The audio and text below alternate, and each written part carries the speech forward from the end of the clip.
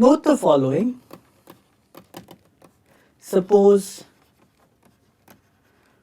for every epsilon greater than 0, there exists a partition P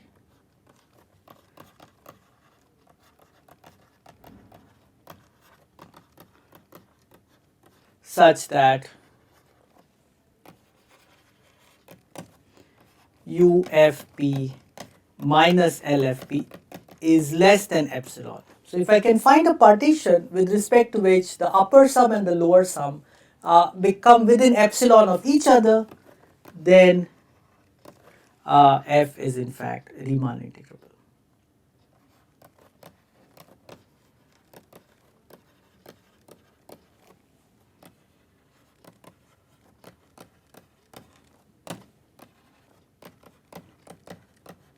Why is this? Well, this is not difficult to see, because if you take the infimum of UF, let's say Q, where Q is a partition of AB,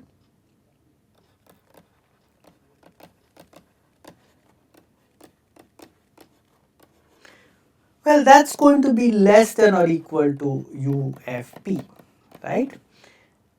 And similarly, the supremum of LFQ, where Q is a partition of AB, is greater than or equal to LFP, right?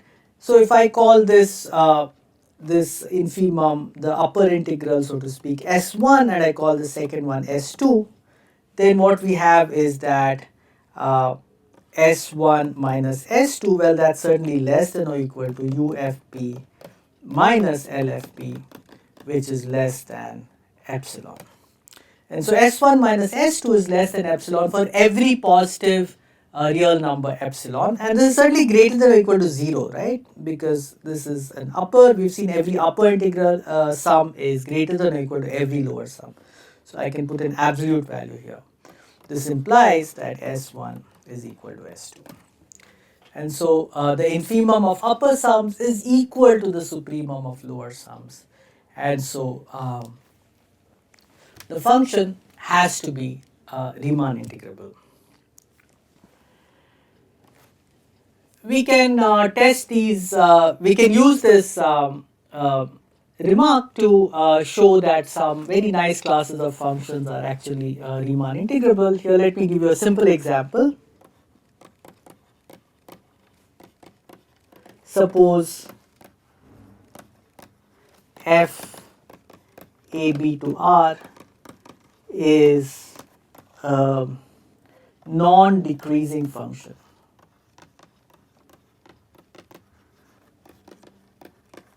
What that means is for all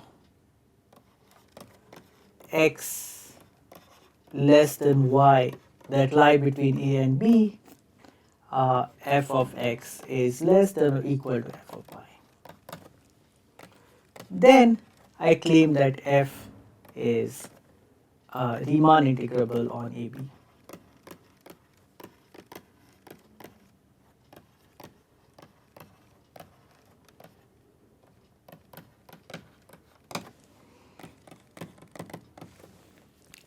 The proof, maybe it's best explained in terms of a picture. So let me just draw a graph of the function. So here's my function, and as you can see, I've drawn the graph in such a way that it is weakly increasing.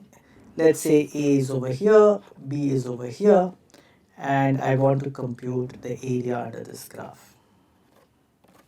So what I do is I will divide it into equal intervals. So let's say I divide it into equal intervals of equal length, 1, 2, 3, 4, whatever. Okay, and let's look at the lower sum with respect to this. So I have the areas of these rectangles.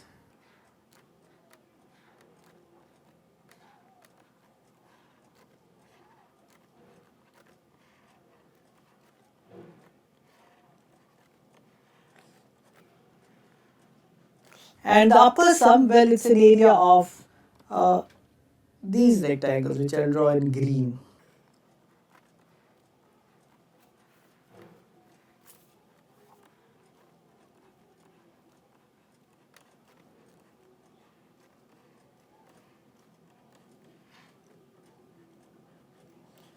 What is the difference between the upper sum and the lower sum? Well, it's the area of these regions that are sandwiched between the green and the red rectangles, right?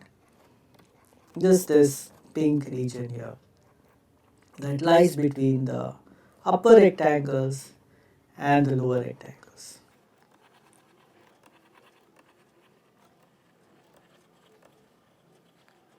But what I can do is I can shift each of these segments of the pink region to the right, into this last rectangle over here. So I can shift all these rectangles all the way over to the right. So I can take this little rectangle here and shift it to the right to over here. The second rectangle I can shift over here, the third rectangle I can shift over here, and so on. And finally what I get is that UFP minus LFP is the area of this rectangle. Okay, so UFP minus LFP is just the height of this rectangle is max f of x. Well, I should not say max, I should say supremum. But this is nothing but what is the largest value of this function at on the interval AB? Well, it's a non-decreasing function, so this largest value here, this is in fact f of b, this is f of a. This is a rectangle of height fb minus fa. And what is its width?